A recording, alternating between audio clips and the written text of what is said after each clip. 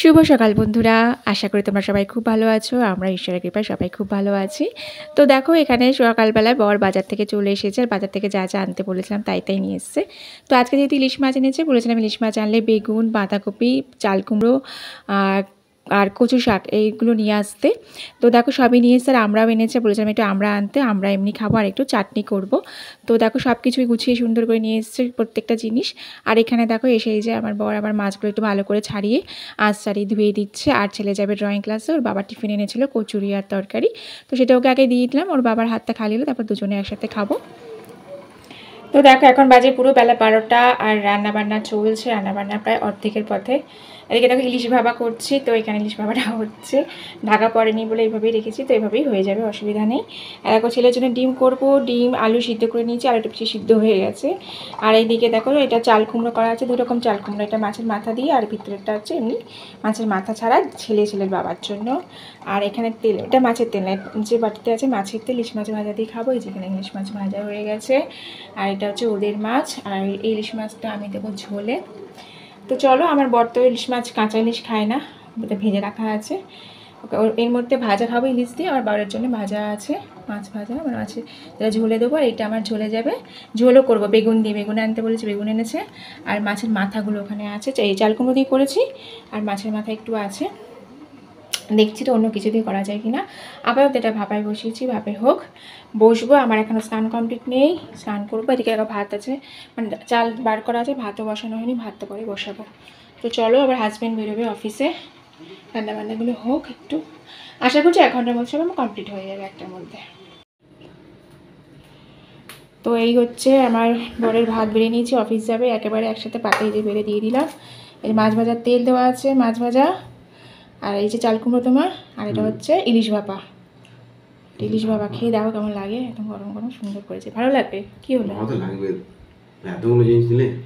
খাও, কি করবো? ইলিশ মাছ করলে অটোমেটিক্যালি 3টে হবেই, কারণ ইলিশ মাছটা দিয়ে একটা ঝোল বা কিছু সর্ষে ভাজা হবে, আর মাথাটা দিতে কিছু হবেই। ইলিশ মাছ করলে আর অন্য কিছু করতেও লাগে না, ইলিশ মাছ দিয়ে অলরেডি 3টে মিনিমাম হবেই।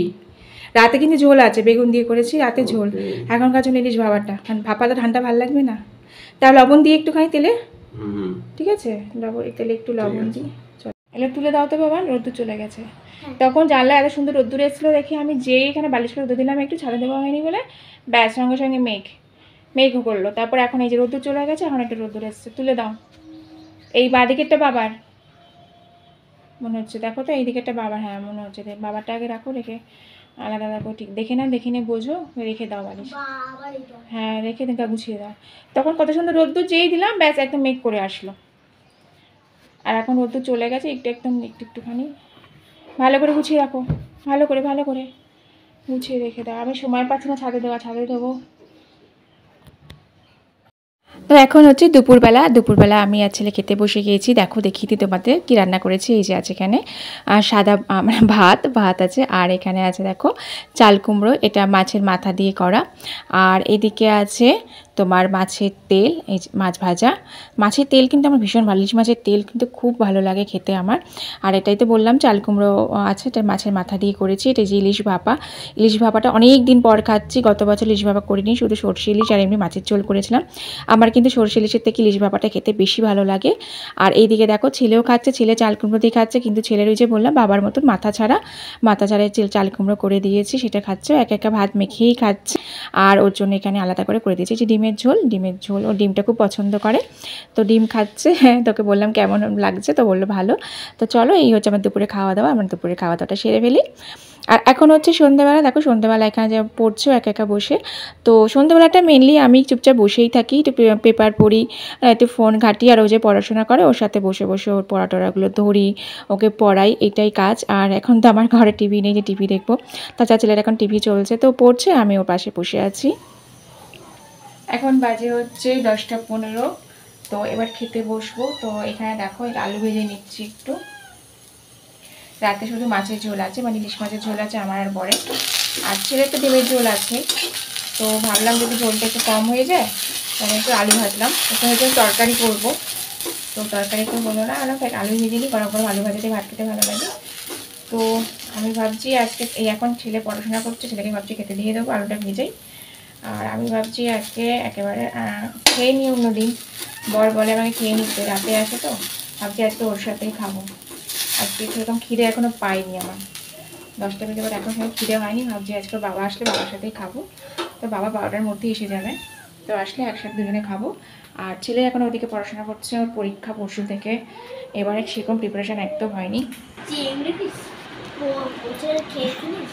আর এই যে ছেলে এখনও পড়াশোনা করছে, যে লিখছে, কোশ্চেন দিয়েছি, পড়াশোনা করছে, লিখছে। এই আলুটা ভাজা হলে তোমাকে দিয়ে দেবো বাবা, ঠিক আছে? খিদে পেয়েছে? খিদে পেয়েছে? খিদে পাইনি তোমার? খিদে পাইনি? ও বলছে ওরা নাকি খিদে পায়নি। কেন খিদে পাইনি কেন তোমার? পাইনি, অনেকে খিদে পাইনি। তো চলো রাত করবো না, খিদে পাইনি, অল্প করে একটু দিয়ে দেবো। ভাজি 10:30 বাজতে যায়, 10:30 বাজলে দিয়ে দেবো। আলুটা ভাজবো আর 5 মিনিট লাগবে, ঠিক আছে? তুমি লেখো, কটা বাকি আছে লেখো। কমপ্লিট? দেখো কমপ্লিট না, কটা বাকি এখনো? ঠিক আছে, এখনো বাকি আছে কয়েকটা, অনেকগুলো কোশ্চেন অ্যান্সার দিয়েছি। তো পরীক্ষা শুরু হলে কী বলতো, ছুটি থাকে না, মাঝখানে একদিন ছুটি, আবার 2টো পরীক্ষা পরপর থাকে। তো এবার রিভিশন একটা ভালো হয়নি, তো করাচ্ছে, জানি না কিরম পরীক্ষা দেবে। তো চলো ও পড়াশোনা করুক, আমি দেখে আলুটা ভেজে নিই, আলুটা ভেজে ওকে খেতে দিয়ে দেবো। তো এখন বোধহয় রাত 12টার মতন বাজে। হাজব্যান্ড অফিস থেকে এসে গেছে, তো আজকে একসাথেই খেলাম। তো একসাথে বসে খাচ্ছি। আর এখানে আমরা কিন্তু যখন খেতে বসি তখন মোবাইলে ওই কার্টুন যে গল্পগুলো সেগুলো দেখি, বা গোপাল ভাঁড় দেখি। আমার বরের গোপাল ভাঁড় বেশি ভালো লাগে, তো গোপাল ভাঁড় দেখতে দেখতে খাচ্ছি। তো চলো আজকের ব্লগটা এই পর্যন্তই রইলো। কেমন লাগলো কমেন্ট করে জানিও, ভালো লাগলে লাইক শেয়ার করতে ভুলো না, আর প্লিজ চ্যানেলটাকে সাবস্ক্রাইব করে বাসাতে থাকো। দেখা হবে আবার নতুন ব্লগে। Bye bye.